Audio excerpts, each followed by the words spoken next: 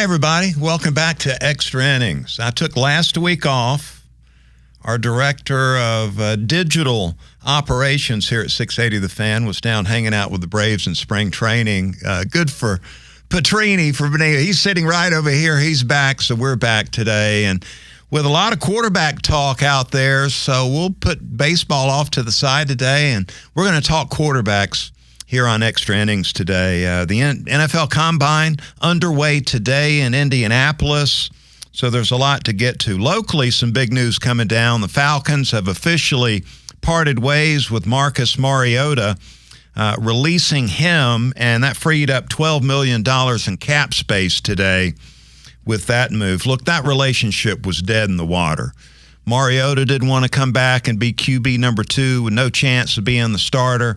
Falcons have parted ways with him because of the way last season ended when Mariota walked away from the team late in the season.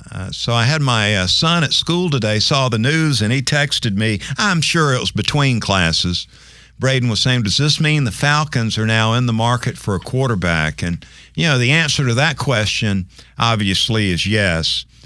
Sounds like they're in on Lamar Jackson, and that would be the top priority for the Falcons right now.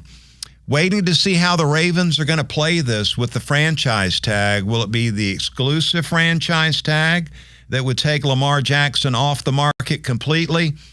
Or would it be the non-exclusive franchise tag, which I'm really sort of expecting what the Ravens will do there. The non-exclusive tag would allow the Falcons or any other team to sign Jackson to a offer sheet, a multi-year big money contract with a lot of guaranteed money, knowing that if the Ravens decided, okay, we're going to let him go, then the Falcons would agree to give up at least a minimum of 2 first-round draft picks. It'll be more than that, but 2 first-round picks would be something they'd be willing to give up. They're probably considering, too, as an alternative, Jimmy Garoppolo.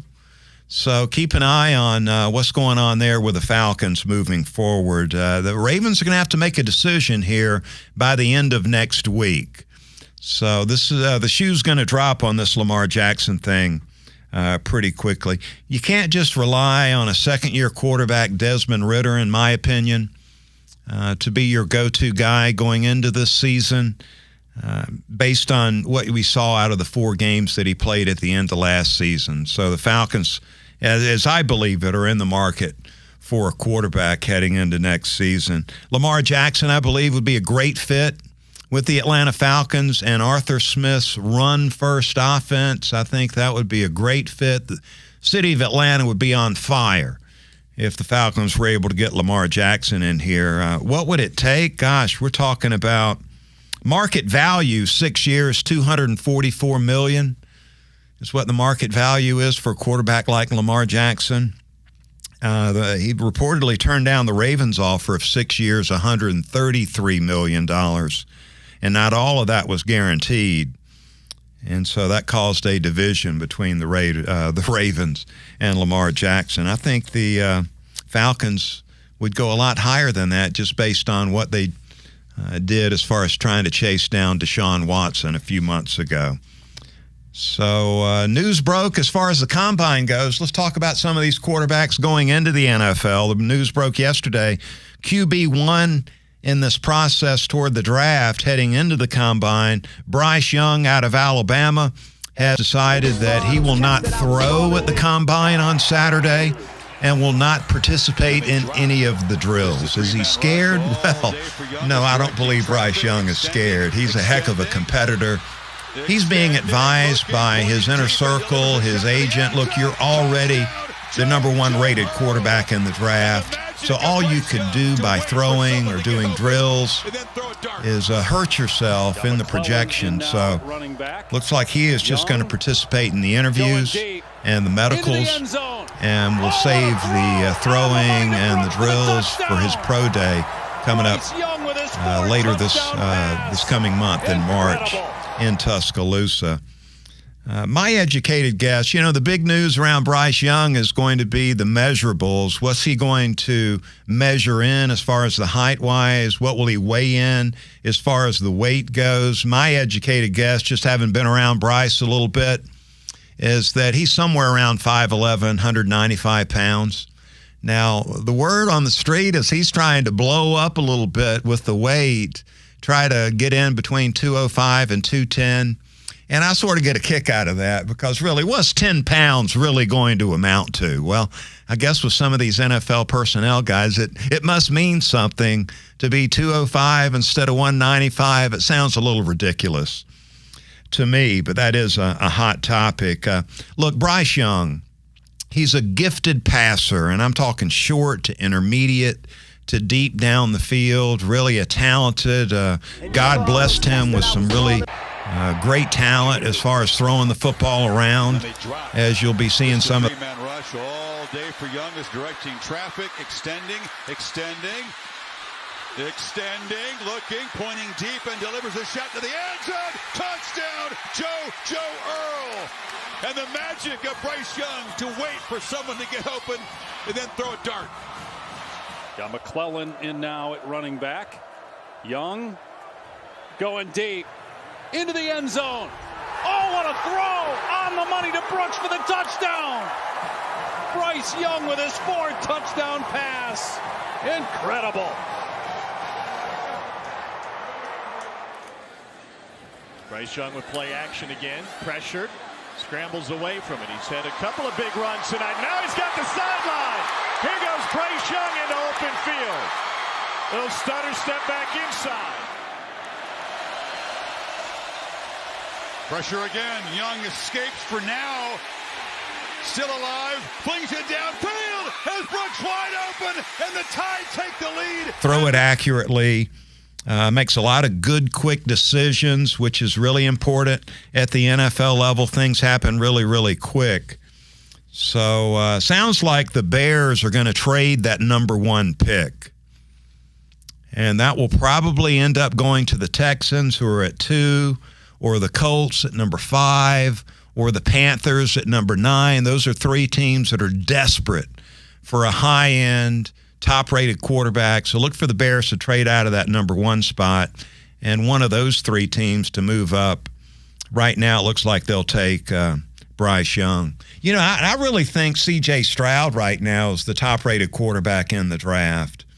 He does not have any questions as far as the measurables go. He's going to measure in somewhere around 6'3", 220 pounds, so he's got the prototypical stature of an NFL quarterback. He is going to throw at the combine, which I think is smart. He's got a chance here to really impress and probably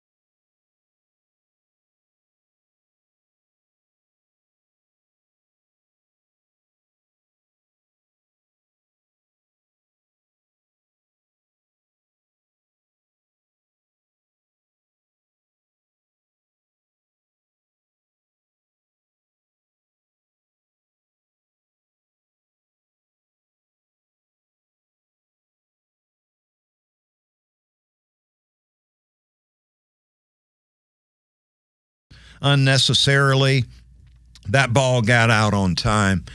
With the 6'3" stature, he's got some good vision. And just watching him play the game, you can see C.J. Stroud can see the entire field, short to intermediate to deep, see it outside the numbers, in the middle of the field, really good vision, standing back in the pocket. The criticism for him is not the stature. That's Bryce Young's criticism. He's not big enough.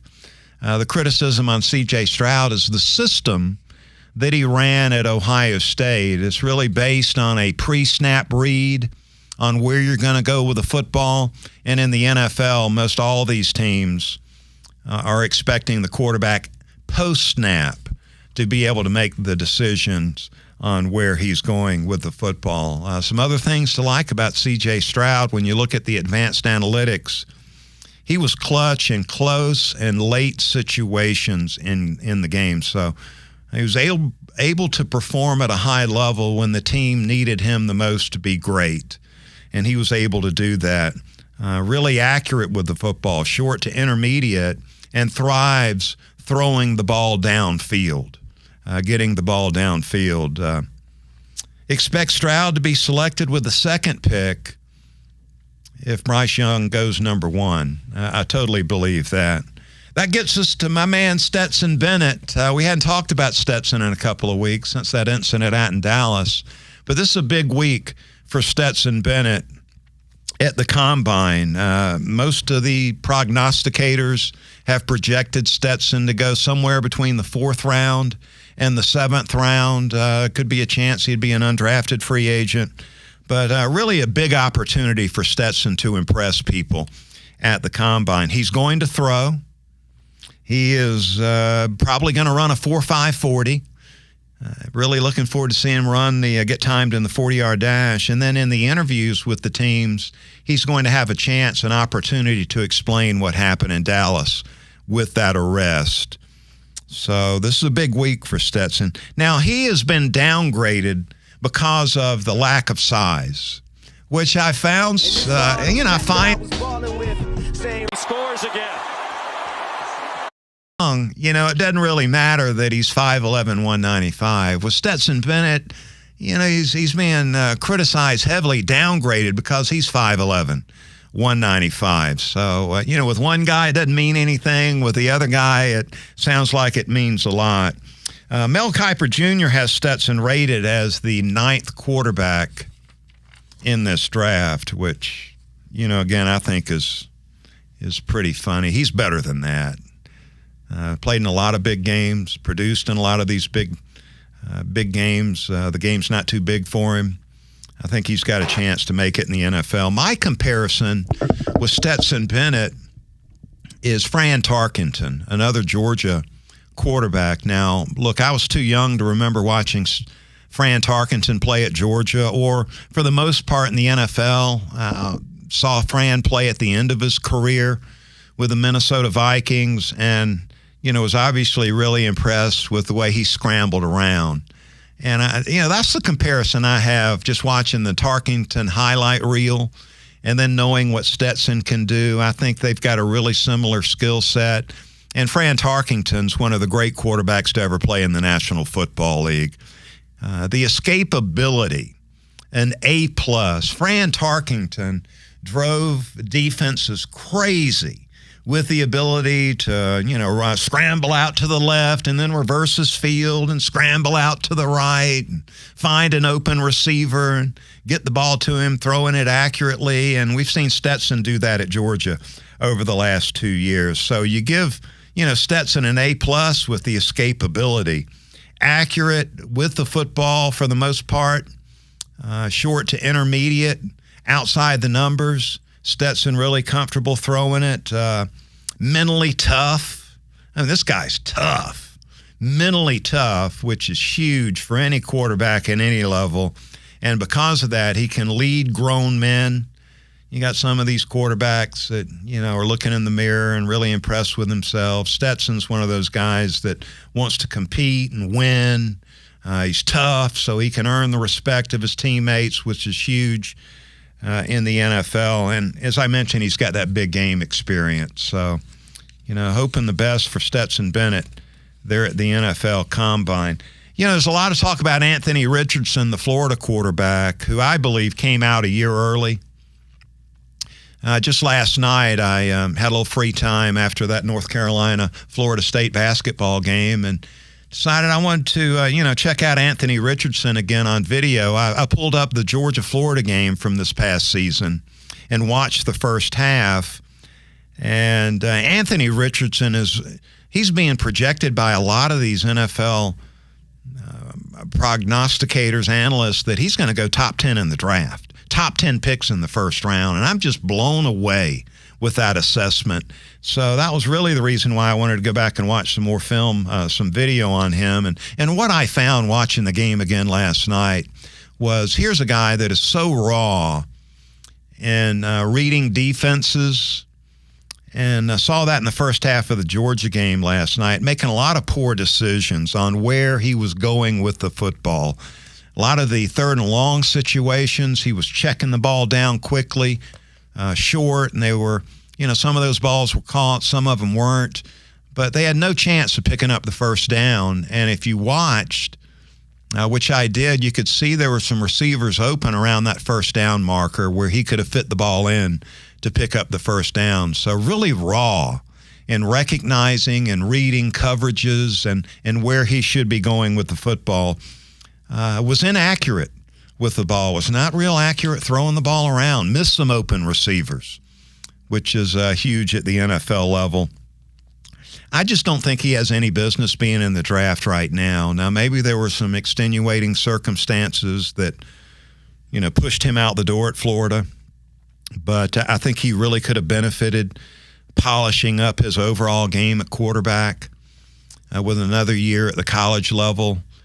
But he's jumping in the draft, and there's some teams out there that are really impressed with him. I think what they're looking at, though, is if you take Anthony Richardson, you're really impressed with the skills, the physical skills that he has. I mean, he's 6'4", he's 230 pounds. He's probably going to run a 4.5 in the 40-yard dash. I mean, he walks in the room and you go, wow.